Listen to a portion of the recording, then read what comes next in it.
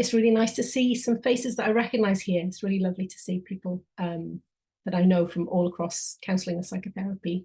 So it's my great pleasure to introduce Nick Totton, who is speaking with us this evening.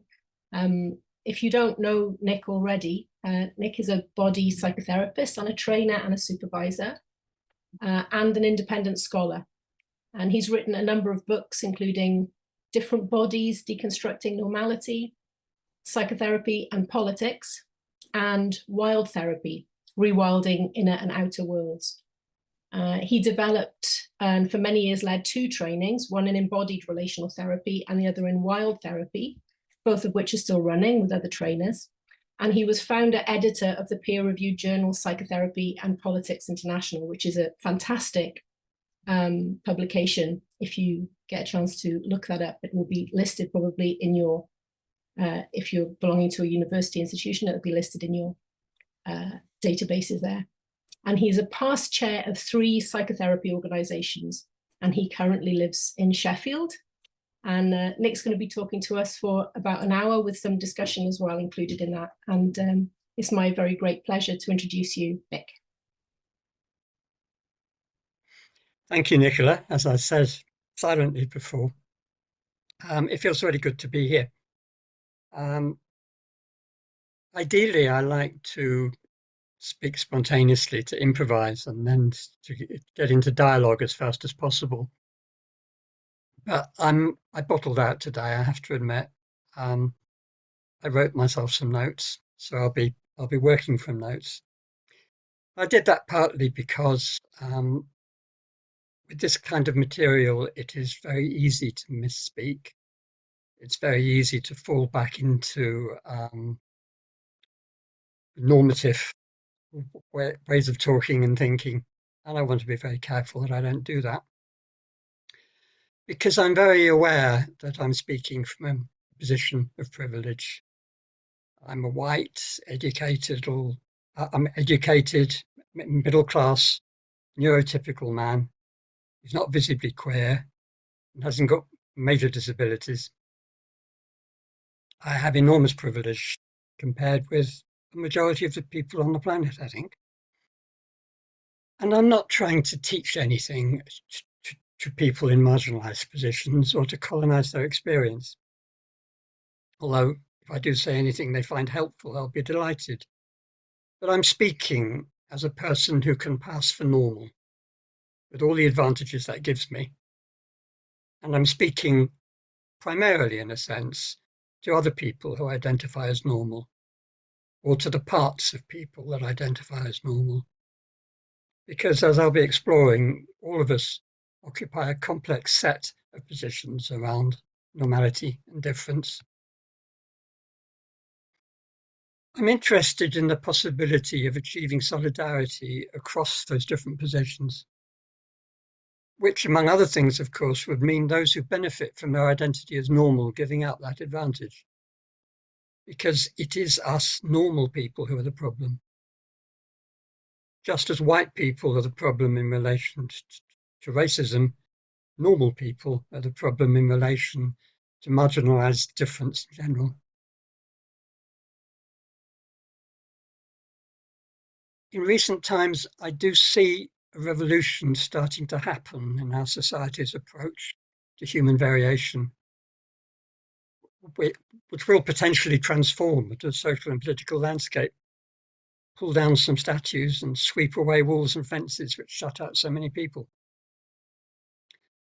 Psychotherapy should be in the vanguard of this revolution, but so far, I don't think we can say that it is. As a body psychotherapist, I want my modality in particular to join the revolution, because so many differences which are socially coded for status, power and privilege, differences that make a difference to how people are treated, are bodily differences. These very obviously include gender, skin colour, able-bodiedness, size and age, and other charged differences like class, sexual orientation, and neurological makeup, which many of us tend to read or misread. improve people's bodily presentation. So in not attending to this, there's a major crack in the theory and practice of body psychotherapy. Not a new crack, but one that's always been there, almost unrecognized. And like so many cracks, one which is capable of letting the light in. It's about normativity, the explicit or implicit presentation of a normal, ordinary, proper body against which actual bodies may be found wanting.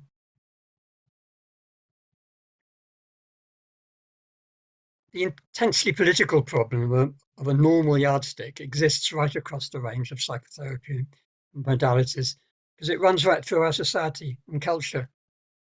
In body psychotherapy, it's amplified in ways that make it more immediately visible because bodies are more immediately visible than minds. But I suggest that it applies to the whole of therapy and that we, by which I mean the large majority of practitioners who at least partially identify as normal, that's the only we I'm going to talk about, we need to question our assumptions about the role of normality and therefore of not normality in our work with clients, and even in our views about who's capable of becoming a therapist. Each justice issue leads on to another connected one. For example, as the slogan says, climate justice is social justice. Those who are already suffering most from global heating and environmental collapse are generally poor, women, people of colour in the global south, disabled, or all the above. Conversely, zero carbon can't be achieved without massive transfers of wealth from the rich north to the south to fund the necessary adjustments. So climate justice is social justice and vice versa. Justice that excludes certain groups is not justice at all. But I want to offer a much more extreme example, something that you may not think about or even agree about. I want to ask, can we even have justice for humans alone without changing the way we treat other than human people? Disabled, neurodivergent and trans activists are all addressing issues of animal rights and environmentalism in new and radical ways. So just as climate justice is social justice, animal justice is social justice. Without animal justice, human society is founded on daily violence and imposed suffering towards bodies that, by being used in these ways, are forcibly made part of human society at the same time as being othered by it. And made part of it, in other words, in the same sense as a part of a machine. Can there be a just society that's founded on injustice? I'm reminded of apologists for the pre-Civil War American South, who treat its horrors as an acceptable price for the elegance and sophistication of its upper-class white society. I'm also reminded of Ursula Le Guin's parable, The Ones Who Walk Away from Omelas, a short story in which he describes a city, Omelas, of enormous beauty and high culture, that's founded on a dark secret, a broom cupboard in the basement where a disabled child is imprisoned in misery, isolation, and neglect. The existence of the city, with all its beauty and wisdom, somehow depends on this one child's suffering and on every young person being shown the child in a rite of passage. Most of them, after the shock wears off, accept the bargain, but some, immediately or eventually, leave the city. Le Guin writes, the place they're going towards is a place even less imaginable to most of us than the city of happiness. I cannot describe it at all. It's possible that it does not exist. But they seem to know where they're going, ones who walk away from ominous. Every person in the global north and some in the south face this choice. Do we ignore the injustices on which our society is founded? Or do we walk away from the consensus and try to imagine the unimaginable, a world where no one is left out? Another way of walking away is to actually stay and fight for change here and now.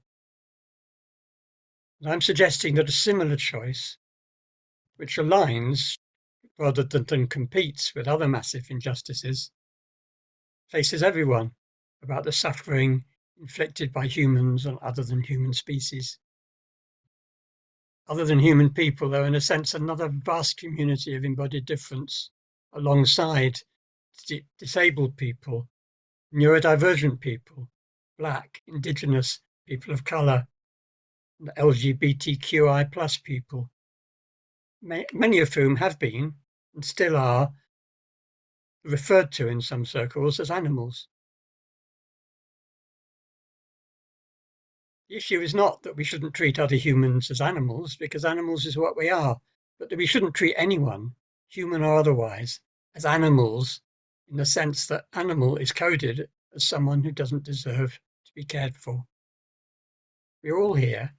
We all deserve care. In Alice Walker's beautiful radical words, we must begin to develop the consciousness that everything has equal rights because existence is itself equal. In other words, we are all here, trees, people, snakes alike. Struggles against normativity can't be moralized. The otherings of people of colour, disabled people, neurodivergent, LGBTQI+, and other than humans, which are presented to us as a series of separate phenomena, are in reality interdependent. And grasping this interdependence is the key to solidarity and hence to effective resistance. Normal identified therapists urgently need to open ourselves up to these issues. They affect many of our clients directly and indirectly. And if we act as unconscious agents and monitors of normality, as many forces in society and our own institutions, and indeed some of our clients, want us to do, I believe we are betraying our calling and our duty of care to our clients, our society, and the planet. So this is all about connectedness, an awareness which some humans have always had, but which has become much more apparent in the global north through the focus on climate change and environmental collapse, the awareness that everything is connected. And what helps enormously in understanding the connectedness of all of these issues is the concept of intersectionality, a deceptively simple name for a complex and crucial phenomenon, and an equally complex and crucial mode of analysis. I apologise if I'm teaching you to suck eggs here, but I find that a lot of therapists are not really familiar with intersectionality and its value. We can best approach an understanding of it through its historical emergence from a concrete struggle within radical movements in the USA in the 1960s and 1970s. In this milieu, Black women found themselves marginalised in one context for being Black, in another for being women, and in yet another for being working class, so that their needs fell through the cracks. These tensions led to the groundbreaking manifesto of the Combahee River Collective, a small group of Black lesbian feminists named after a famous slave-freeing raid, which was guided by Harriet Tubman in the Civil War. In their statement, they say, "We see as our particular task the development of integrated analysis and practice based upon the fact that the major systems of oppression are interlocking. The synthesis of these oppressions creates the conditions of our lives." The theory of intersectionality sprang from this insight and was articulated by the Black feminist legal scholar Kimberlé Crenshaw It's been taken up and developed in many different ways over the past 4 decades. Here's one attempt at a basic definition from Patricia Hill Collins and Surma Bilge. Intersectionality is a way of understanding and analysing the complexity in the world, in people, and in human experiences. When it comes to social inequality, people's lives and the organisation of power in a given society are better understood as being shaped not by a single axis of social division, be it race or gender or class, but by the many axes that work together and influence each other. Intersectionality as an analytic tool gives people better access to the complexity of the world and of themselves.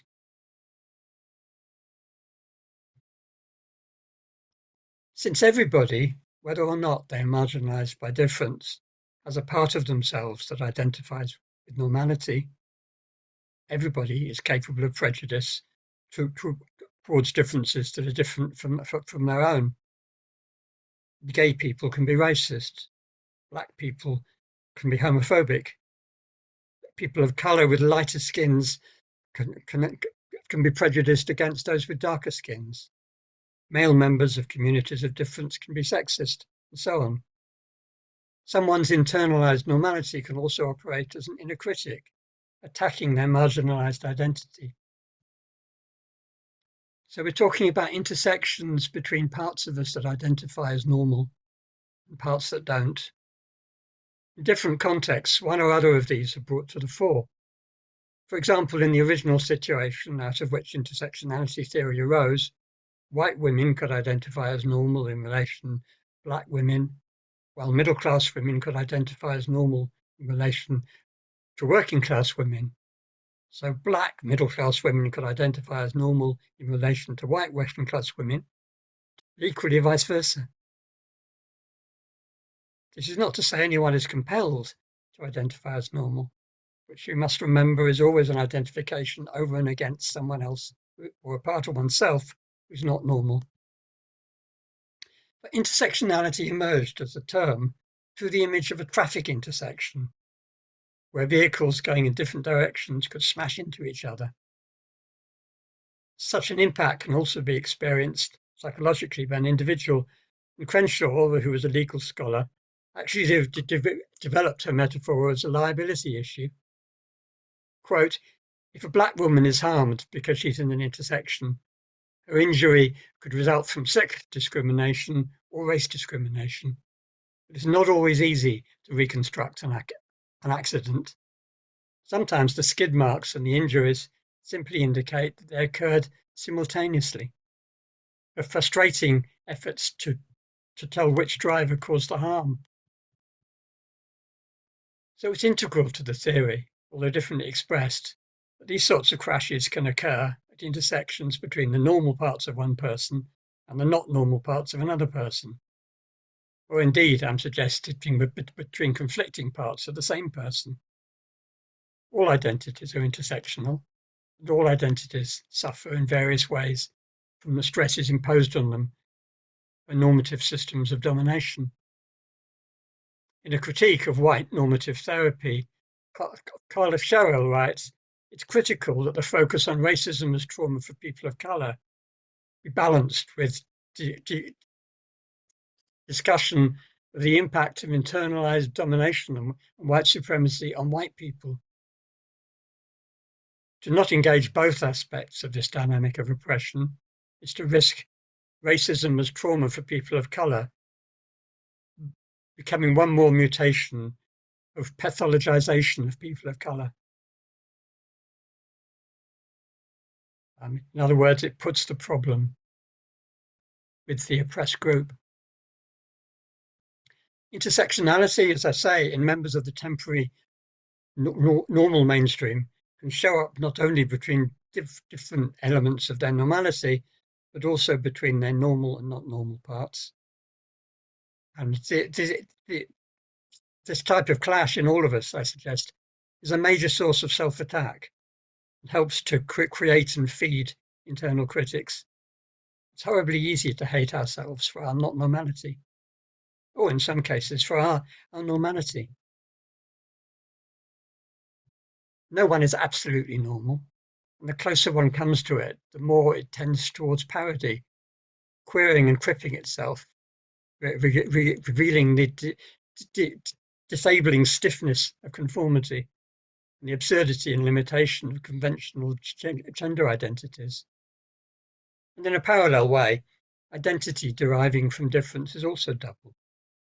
It receives its power through being shared, yet the more tightly it's described, the fewer people it applies to and the less shared it is.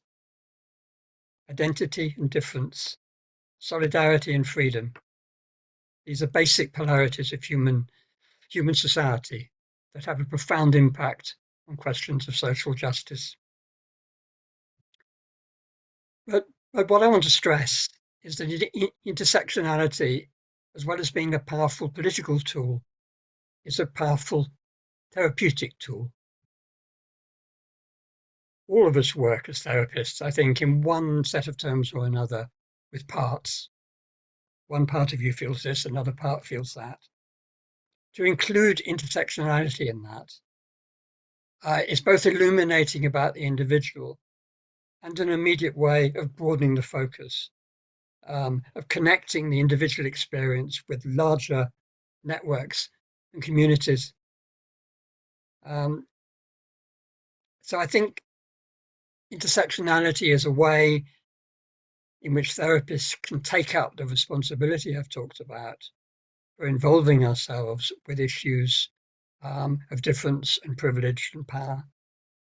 And also, both in and out of therapy and therapy organizations, as well as the therapy room, intersectionality is, I think, a tool for finding ways to build a solidarity of difference, a solidarity that's not based simply on similarity, but on the experiences that all of us have of difference of one sort or another.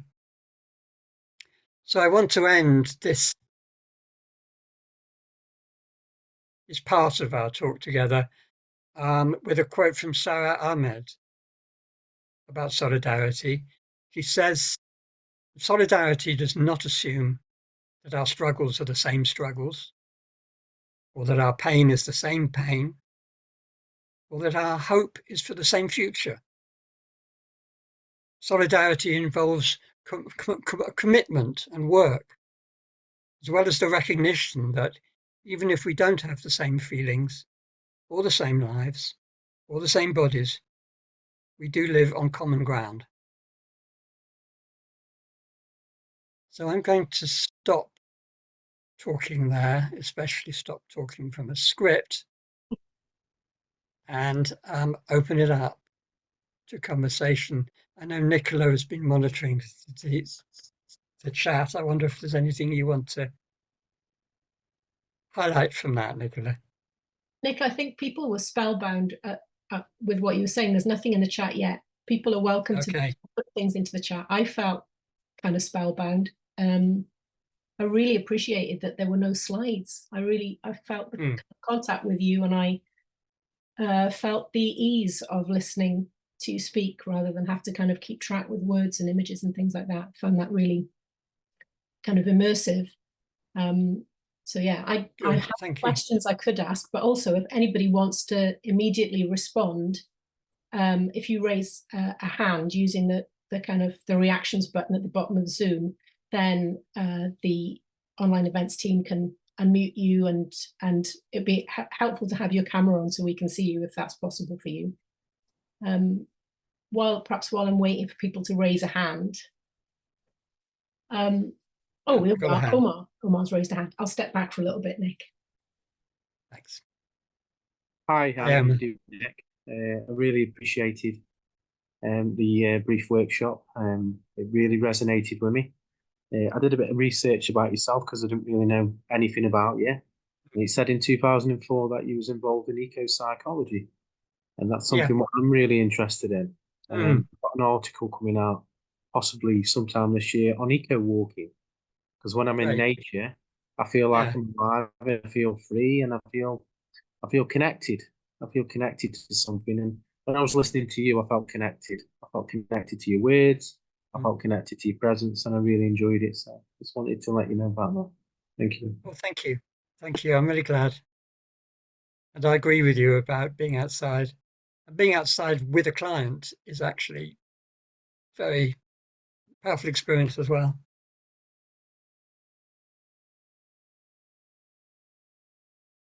Do you want to say what eco-psychology is, Nick, for people maybe perhaps who don't? Sure, yeah. Eco-psychology is it's a big umbrella term. It covers a lot of different things, but basically it's about exploring the relationship between human psychology and the more than human world, the world which we refer to as nature. Although I'm not keen on the expression because it kind of implies that human beings aren't part of nature and human society isn't part of nature, which it obviously is.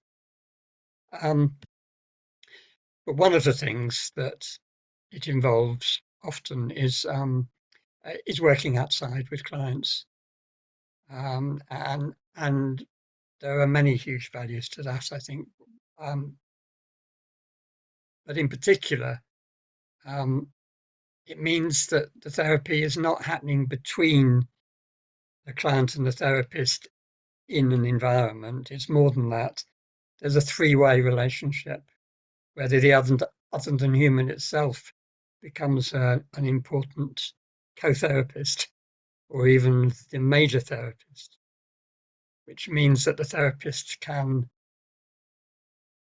let go of some of the control and defensiveness which comes from being the recipient of all of the transference.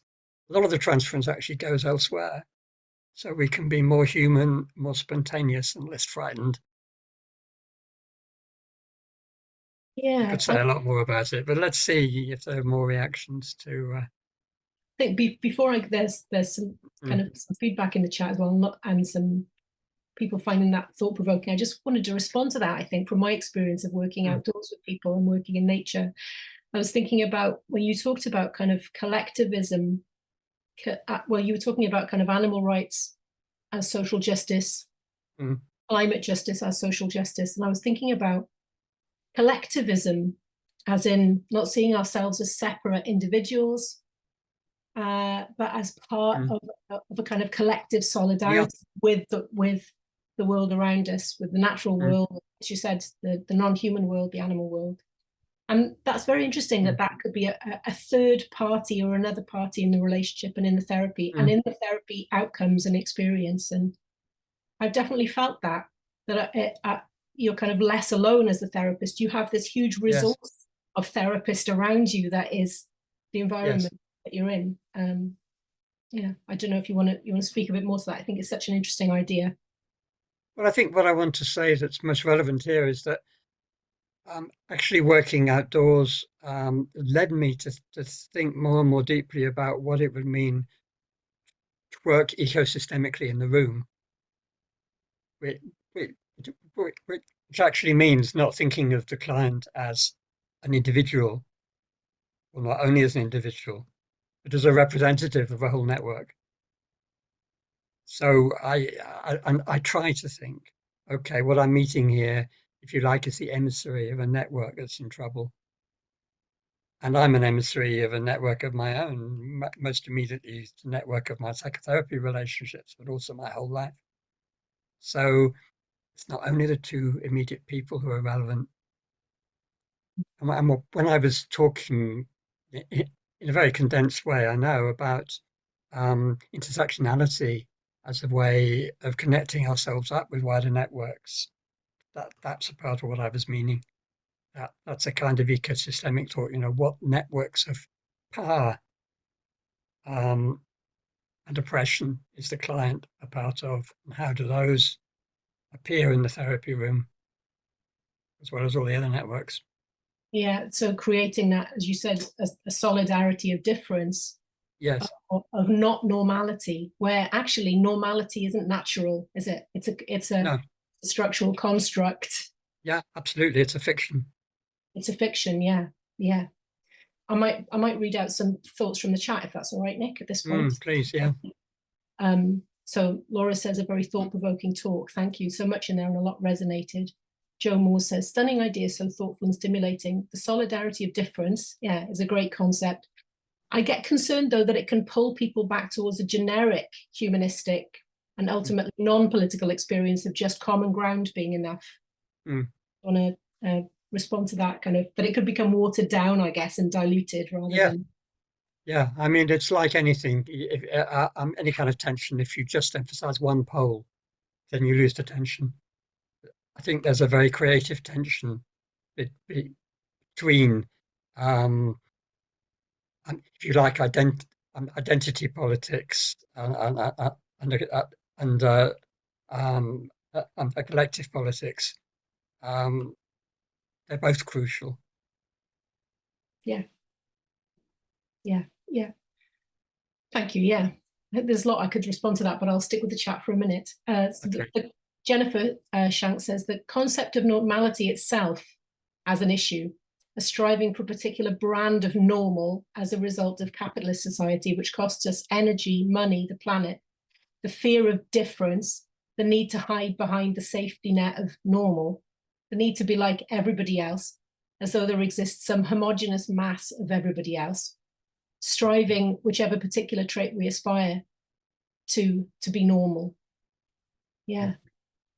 I absolutely agree, Jennifer. I say a lot more about this in my book, Different Bodies. I'm not trying to sell it, but just to say, if you're interested, I do say more about it.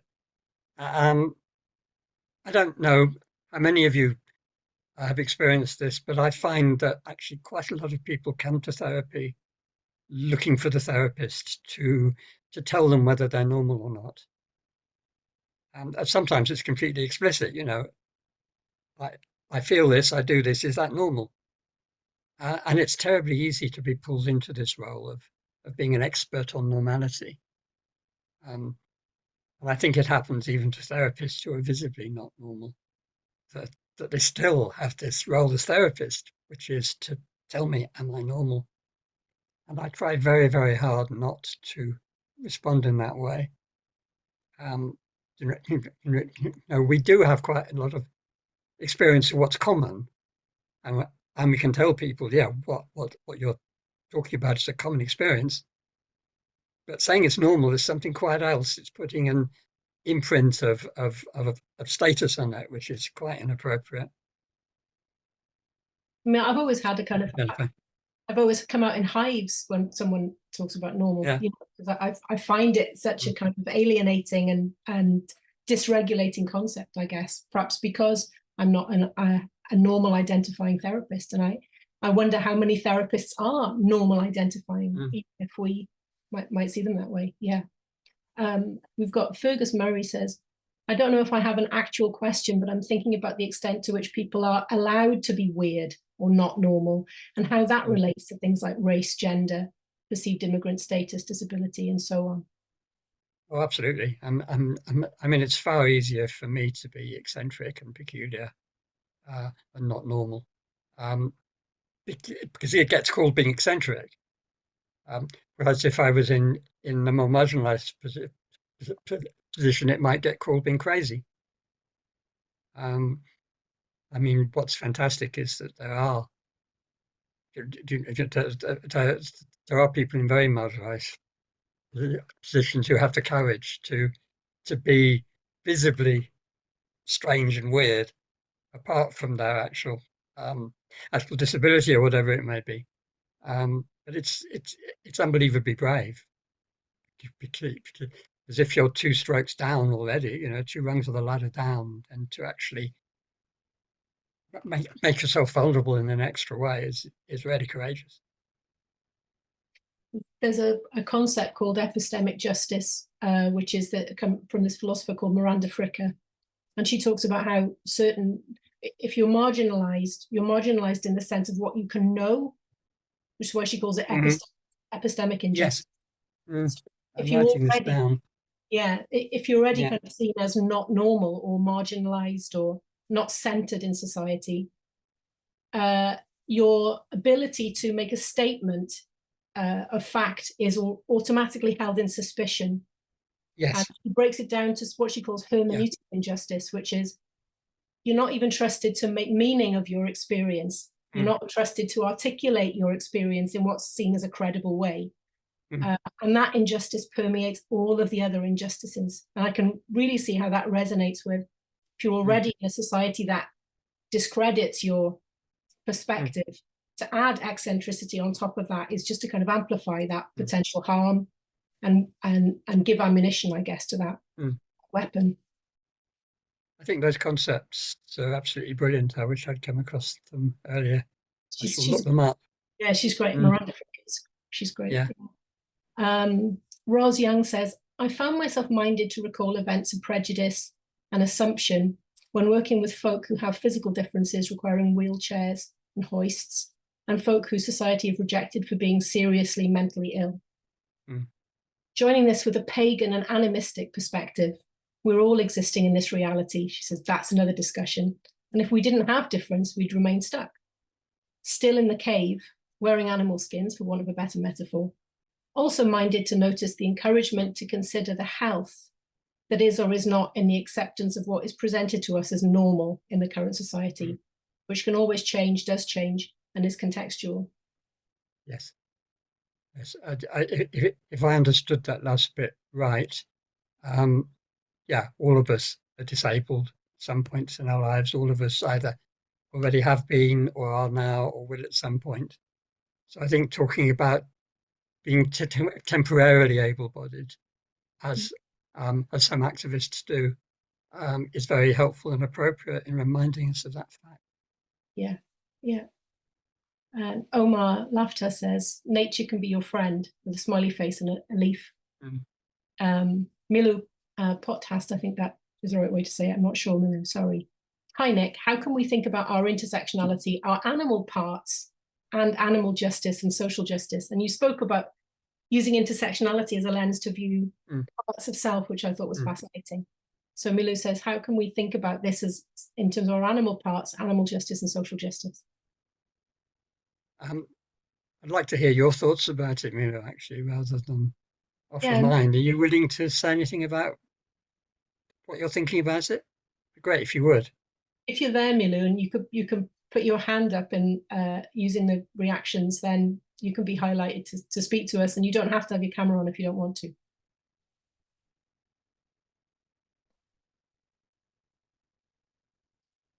Hi, Milu. She's waving her hand. Oh. We're just working on the audio. Yeah. It should be working now. Yeah. Yes. I'm Hello. Hi. Thanks, hi Nick. I wasn't quite sure how to put my hand on the reactions button, so I figured I'd wave. I'm actually not sure. So I'd be curious, really curious to hear your thoughts. I'm not sure either. I think there's a lot more possibilities than I know so far. But one thing that I often find happens in therapy, actually, when I start looking for it, it happens all the time, is that animals start to appear in the material. And when animals start to crop up, I notice it, and I mention it, I bring it out, I amplify it. And if the client's willing, I ask them to be that animal and to see what that animal is feeling and saying and doing. And I might join in myself, either being the same kind of animal or another kind of animal, and make a dialogue out of that. And obviously, it's not the same thing as bringing actual animals in. It's human beings playing at being animals. One mustn't forget that. But it can be very powerful. It can bring a whole different energy into the room. As long as we don't reduce it back to, oh, this means that you as a human being are like this. It's like James Hillman says, if you dream of an animal, it's the animal. Yeah. We have to respect this being that has been willing to come into our consciousness, into our space, and give it its autonomy and not try to reduce it to a a puppet. Mm. Does that help? It does, thank you. Good. I was struck there by the idea of the animal being the emissary, Nick. You know, if you're an outdoor and you're the emissary and the client is the emissary, then, and I've had experiences where hawks have come down and nature with clients, and it seems like the nature contributes by sending an emissary sometimes. Yeah, it happens all the time, actually. There's one of the ways in which I could be treated as crazy or eccentric, depending on my status, but it does happen all the time. Magic happens all the time if we are willing for it to happen. Yeah. And if anybody wants to join in this discussion, just raise your hand and you can be kind of in the group talking about this. Milou, do you want to say any more about it in response to that, about animal justice or social justice or animal parts? So, well, so I recognize what you're saying, and also as a therapist, but I think what I was thinking about as well is it in some sense our responsibility to get our clients to recognize their animal parts as a form of justice? I can imagine conversations where I would want to do that, because I do believe in getting into political discussions and political arguments, sometimes with clients. There are times when it would feel inauthentic not to. But what's often more fruitful is to just listen out for situations where something like that is trying to happen. I believe very strongly in noticing what's already trying to happen in the therapy session. And if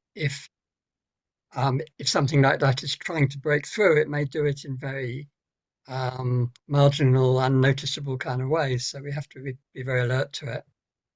It's like a thread we can start pulling on.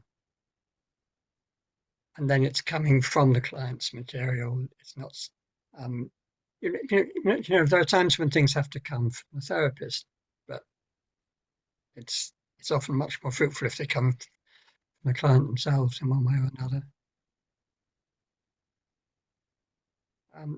But if clients talk about doing things that for me are completely immoral, things which distress me, I will bring that in. Otherwise, I can't be authentically present.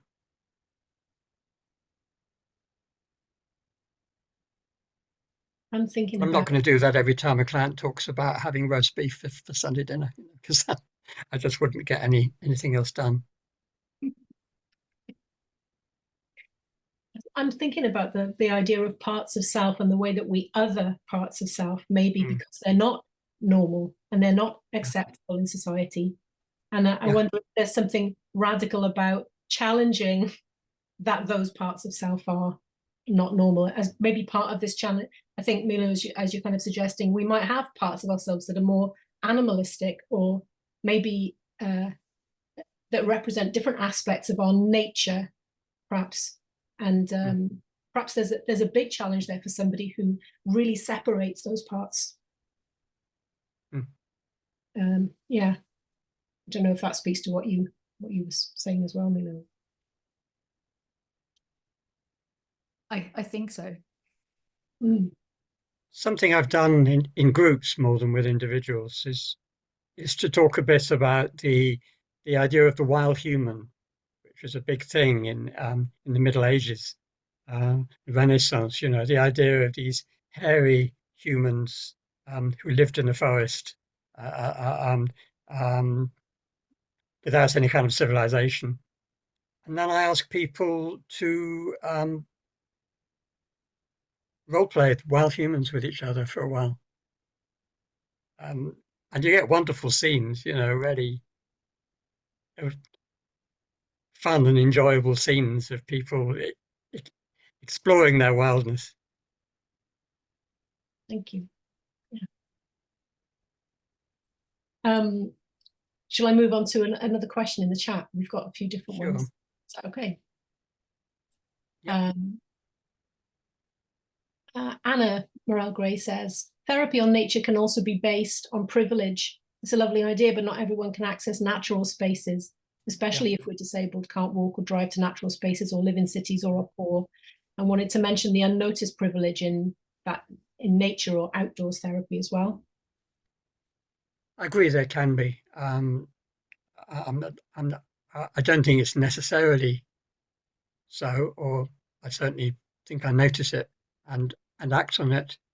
I've done wild therapy in city streets quite often, and there are always little bits of relative wildness that one can notice in the city, and I think just becoming aware of those, seeing that the whole picture it's actually very mixed. It's not a simple polarization between urban and rural, you know. And yes, being very aware of how much more access some people have to green of all kinds. Yeah. Even within the city, you know, it's very obvious. Yeah. So thank you for reminding us of that. Yeah, thank you. I did work in a cemetery once for a while in outdoor therapy. Yeah. Amazingly profound and beautiful place to sit and talk. Yeah, but yeah, it's kind of access to nature is one of the things, isn't it, that we're kind of separated from in capitalist society. Lucy Mason mentions that there's a good book that explores epistemic injustice. It's called Warp and Weft, Psycho-Emotional Health, Politics and Experiences. That's interesting. I haven't seen that, Lucy. Thank you. That's compiled by Lisa Fannin. Got a few, thank you. comments. I'm feeling like I kind of want to make sure everybody's voice is heard, so that's why I'm kind of going through them. We've got a few minutes left. Thank you. I felt, Omar Laughter says, I felt resonation that many clients may feel epistemic trust towards their therapist. I think that's part of the responsibility of therapists, is to restore epistemic justice for the person's ability and credibility to kind of speak to their experience. Fergus Murray says, one thing that I think isn't as widely appreciated as I think it should be is just what a new idea normal is. It's really a post-industrial revolution thing. There was an episode of Free Thinking on last night with the authors of 2 recent books that talk about this: Empire of Normality, Neurodiversity and Capitalism, and Am I Normal? The 200 years search for normal people and why they don't exist. I'm curious to know if you've come across these, Nick. Yes, I have. It's very interesting, isn't it? And it was a French statistician in the 18th century who was the first person, I think, to actually talk about normality in the sense we do now, and what he was doing and what has been happening ever since is that you take the midpoint on the bell curve, and say, okay, the nearer people are to that midpoint, the more normal they are. Which actually doesn't make a great deal of sense in all sorts of ways. Even mathematically doesn't make a great deal of sense. But yes, it's become extremely dominant, hasn't it? Yeah. And it is a very recent idea. And I also see it, I think, as a function of colonialism as well. You mentioned the Ursula Le Guin parable about how do we walk away into something that might be unimaginable. And I was thinking about how, normal and colonial structure is so embedded and all around us everywhere and all over. How do you walk away? Perhaps, I'm sorry I can't get to everyone in the chat, but just to finish this, you talked about it would be unimaginable maybe to walk away from this, and the future would be unimaginable or a different thing. But just if you, in terms of the magic that you were talking about, Nick, what might it look like if we reimagined therapy in this collectivist justice?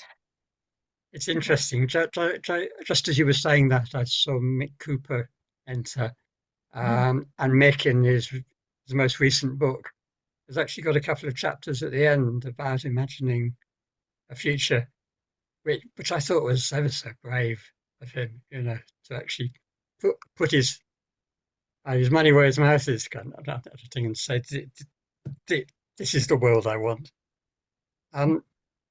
And I haven't yet found a way to do that. For me, it does feel actually unimaginable. I feel as though while I'm in this kind of cave of neoliberal capitalism, I actually can't see out of it. I can only see that there is a way out of it, and know that there is a possibility of human beings getting there at some point. Not in my lifetime, unfortunately. I mean, I think what you're doing is pointing to those exits, Nick. And so, yeah, that's what I'm trying to do. Yeah.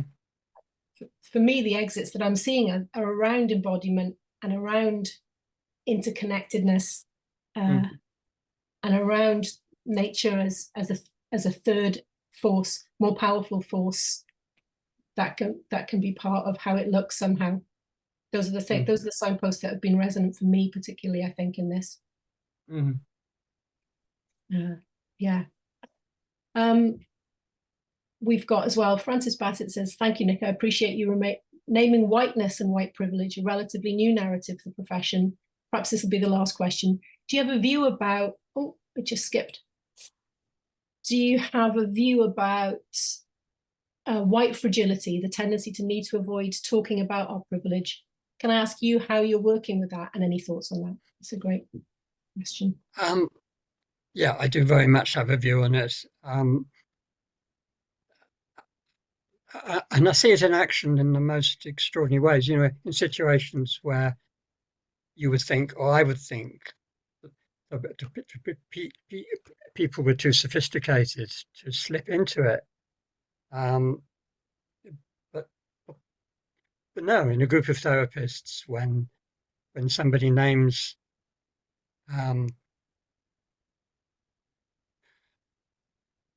racism in a statement of someone's, everybody gets defensive immediately. Everybody starts saying,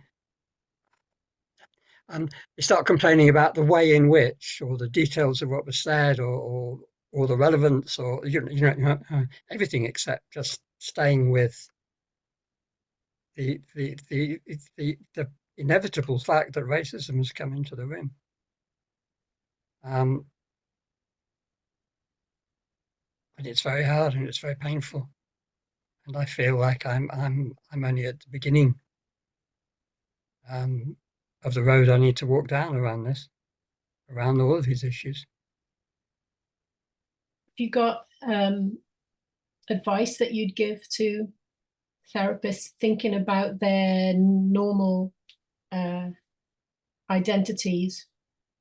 And well, two things really. One of them is to get together with other people who share your particular kind of normality and talk about it, and talk about its power to oppress others and the ways in which it works and the way in which it oppresses you. And the other one is, if you get genuine opportunities to hang out with people who have marginalized differences, real opportunities that are valid and authentic, then do it, you know, because actually hanging out with difference really changes our relationship to it. Thank you so much, Nick. I really found that nourishing and inspiring. A lot of thoughts about how I might reimagine things, and lots of connections made. And yeah, I feel more grounded at the end of that session. That's been really beautiful for me to experience. Thank you so much. Thank you, Task, for having me, and thank you all for your interaction. I've enjoyed it. Take care.